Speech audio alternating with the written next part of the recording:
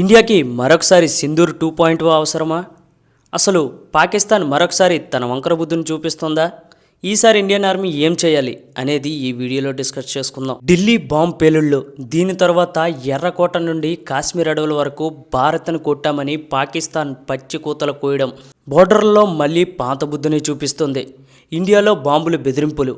ఈ సీన్కు బీఎస్ఎఫ్ ఇచ్చిన రిప్లై ఒకటే, సింధూర్ 2.0. గతంలో ఆపరేషన్ సింధూర్లో మనం ఏం చేశామో అందరూ చూశారు. పాకిస్తాన్కి 118 కీలక మిలిటరీ పోస్టులను బూడిద చేశాం. డజన్ల కొద్దీ టెర్రర్ క్యాంపులను నేలమట్టం చేశాం. 72 ఉగ్రవాద లాంచింగ్ ప్యాడ్స్ని వెనక్కి తగ్గేలా చేశాం.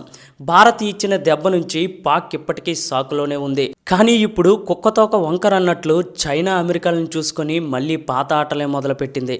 సరిహద్దుల దగ్గర చొరబాట్లకు ప్రయత్నాలు, డ్రోన్ గుండా ఆయుధాలు, డ్రగ్స్ పంపిణీకి ప్రయత్నాలు, పీఓకేలో కొత్త టెర్రర్ క్యాంపులు. అంతేకాకుండా ఢిల్లీ బాంబ్ పేలుళ్ళలో 15 మంది సామాన్య ప్రజలు చనిపోయిన విషయం అందరికీ తెలిసిందే.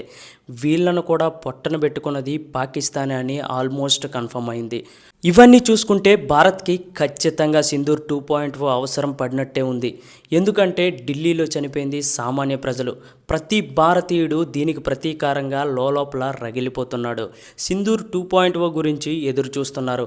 దీనిపైన బీఎస్ఎఫ్ ఐజీ శశాంక్ ఆనంద్ మీడియాతో మాట్లాడుతూ ఆపరేషన్ సింధూర్ 2.0 కోసం తాము రెడీగా ఉన్నామని వెల్లడించారు. ఈ ప్రకటనతో ప్రభుత్వం కూడా సింధూర్ 2.0 అవసరమని నమ్ముతోంది. ఒక్క సగటు భారతీయుడిగా చెప్తున్నా, ఈసారి మనం కొట్టబోయే దెబ్బ ఎలా ఉండాలంటే అఖండ భారతదేశం వైపు ఎవడైనా చూడాలంటే భయపడాలి. ఈసారి గెలిచామని అబద్ధం చెప్పుకోవడానికి కూడా పాకిస్తాన్ వాళ్ళు సిగ్గుపడేటట్లు ఉండాలి. మనం పాకిస్తాన్ను కొట్టబోయే దెబ్బ చూసి చైనా కూడా ఒక అడుగు వెనక్కి వెయ్యాలి. ప్రతి ఉగ్రవాదిని స్థావరాలను నేలమట్టం చేయాలి. ఢిల్లీలో చనిపోయిన మన సాటి మానవులకు ఆత్మశాంతి కలిగేటట్లు చేయాలి. ఇది ఈరోజు వీడియో. మరిన్ని వీడియోస్ కోసం దయచేసి మన ఛానల్ని సబ్స్క్రైబ్ చేసుకోండి. జై హింద్.